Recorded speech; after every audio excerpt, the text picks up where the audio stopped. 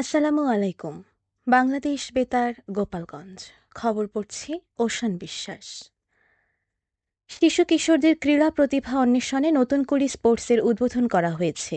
গতকাল সিলেট স্টেডিয়াম থেকে ভার্চুয়ালি যুক্ত হয়ে প্রধানমন্ত্রী তারেক রহমান প্রধান অতিথি হিসেবে বিকেল 4টায় দেশের প্রতিটি জেলায় একযোগে এ কর্মসূচির উদ্বোধন করেন। এরই অংশ হিসেবে নড়াইল শিল্পকলা একাডেমির হলরুমে শিশু কিশোরদের ক্রীড়া প্রতিভা অন্বেষণে নতুন করে স্পোর্টসের উদ্বোধনী অনুষ্ঠানে উপস্থিত ছিলেন নড়াইল 2 আসনের সংসদ সদস্য মোহাম্মদ আতাউর রহমান বাচ্চু, জেলা বিএনপির সাবেক সাংগঠনিক সম্পাদক শাহরিয়ার রিজভী জজ, জেলা ছাত্রদলের সাধারণ সম্পাদক মাহমুদুল হাসান সনি সহ শিক্ষার্থী ও ক্রীড়াবিদগণ। এদিকে মাদারীপুর জেলা স্টেডিয়ামে শিশু কিশোরদের ক্রীড়া প্রতিভা অন্বেষণে নতুন কুড়ি স্পোর্টসের উদ্বোধনী অনুষ্ঠানে উপস্থিত ছিলেন মাদারীপুর 3 আসনের সংসদ সদস্য আনিসুর রহমান তালুকদার খোকন ও মাদারীপুর 2 আসনের সংসদ সদস্য জাহানদার আলী মিয়া। ভারপ্রাপ্ত জেলা প্রশাসক আল নোমান, অতিরিক্ত পুলিশ সুপার জাহাঙ্গীর আলম, বিভিন্ন দপ্তরের কর্মকর্তা, রাজনৈতিক ব্যক্তিবর্গ সহ শিক্ষার্থী ও ক্রীড়াবিদগণ। অন্যদিকে শরীয়তপুরের ল্যান্স নায়েক মুন্সি আব্দুর রউফ স্টেডিয়ামে শিশু কিশোরদের ক্রীড়া প্রতিভা অন্বেষণে নতুন করে স্পোর্টসের উদ্বোধনী অনুষ্ঠানে উপস্থিত ছিলেন সংসদ সদস্য সাইদ আহমেদ আসলাম, প্রশাসনের ঊর্ধ্বতন কর্মকর্তা ও ক্রীড়া সংগঠক সহ শিক্ষার্থী ও ক্রীড়াবিদগণ। উল্লেখ্য, 12 থেকে 14 বছর বয়সী কিশোর কিশোরীদের অংশগ্রহণে ফুটবল, ক্রিকেট সহ বিভিন্ন ইভেন্টে এই প্রতিযোগিতা অনুষ্ঠিত হচ্ছে। উপজেলা, জেলা ও বিভাগীয় পর্যায় শেষে ঢাকায় চূড়ান্ত পর্ব অনুষ্ঠিত হবে। আজ বিশ্ব মুক্ত গণমাধ্যম দিবস। দিবসটি উদযাপন উপলক্ষে গণযোগাযোগ অধিদপ্তর থেকে প্রাপ্ত পোস্টার নড়াইল শহরে টানিয়ে দেওয়া হয়েছে। এ উপলক্ষে নানা কর্মসূচি গ্রহণ করা হয়েছে। এছাড়া নড়াইলের বিভিন্ন সাংবাদিক সংগঠন দিবসটি উদযাপন উপলক্ষে আলোচনা সভা সহ নানা কর্মসূচি গ্রহণ করেছে। লোহাগড়া প্রেস ক্লাবের আয়োজনে উপজেলা পরিষদ হলরুমে সকাল 11টায় আলোচনা সভা অনুষ্ঠিত হয়েছে। উপজেলা নির্বাহী অফিসার শাম্মী কায়সার এতে প্রধান অতিথি হিসেবে উপস্থিত থাকবেন। হৃদয়ে বাংলার মুখ এই প্রতিপাদ্যকে ধারণ করে নড়াইলে নানা আয়োজনের মধ্য দিয়ে গতকাল দৈনিক দেশ রূপান্তর পত্রিকার 7ম বর্ষপূর্তি উদযাপন করা হয়েছে। কর্মসূচির মধ্যে ছিল শোভাযাত্রা, আলোচনা সভা, কেক কাটা ও বিভিন্ন অফিসের কর্মকর্তা সহ বিভিন্ন শ্রেণী পেশার মানুষের সাথে শুভেচ্ছা বিনিময়। নড়াইল প্রেস ক্লাব মিলনায়তনে প্রতিষ্ঠা বার্ষিকী উদযাপন উপলক্ষে আলোচনা সভা অনুষ্ঠিত হয়। নড়াইল 2 আসনের সংসদ সদস্য মোহাম্মদ আতাউর রহমান বাচ্চু এতে প্রধান অতিথি হিসেবে উপস্থিত ছিলেন।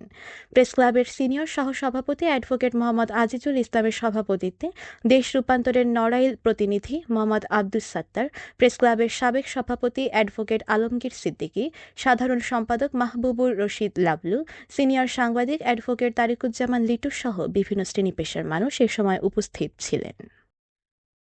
জুলাই সনদ বাস্তবায়ন, সংবিধান সংস্কার এবং গণভোটের রায় কার্যকর করার দাবিতে গতকাল 11 দলীয় ঐক্যজোট নড়াইল জেলা শাখার উদ্যোগে শহরের পুরাতন বাস টার্মিনাল এলাকায় গণমিছিল ও সমাবেশ অনুষ্ঠিত হয়েছে।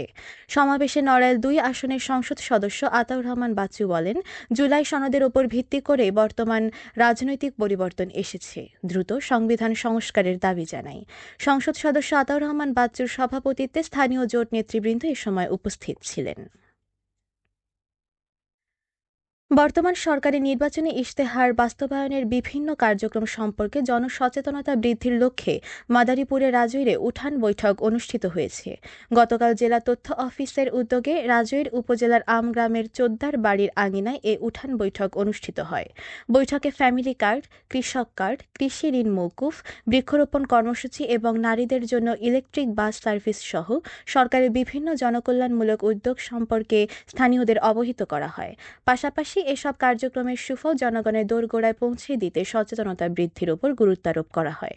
এ সময় স্থানীয় গণ্যমান্য ব্যক্তি, এলাকার বাসিন্দারা উপস্থিত ছিলেন।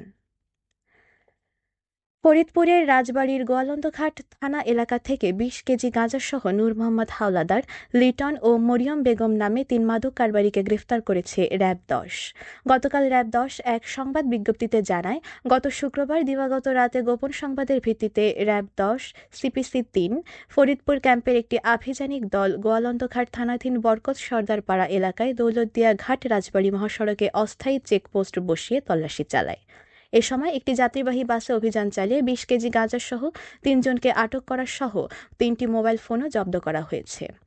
র্যাব আরও জানায়, আটক ব্যক্তিরা দীর্ঘদিন ধরে সীমান্তবর্তী এলাকা থেকে মাদক সংগ্রহ করে ফরিদপুর, রাজবাড়ী ও মাগুরা সহ বিভিন্ন জেলায় সরবরাহ করে আসছিল। এ ঘটনায় উদ্ধারকৃত মাদকসহ আটক ব্যক্তিদের বিরুদ্ধে সংশ্লিষ্ট থানায় মাদকদ্রব্য নিয়ন্ত্রণ আইনে মামলা দায়েরের প্রস্তুতি চলছে। সবশেষে আবহাওয়া।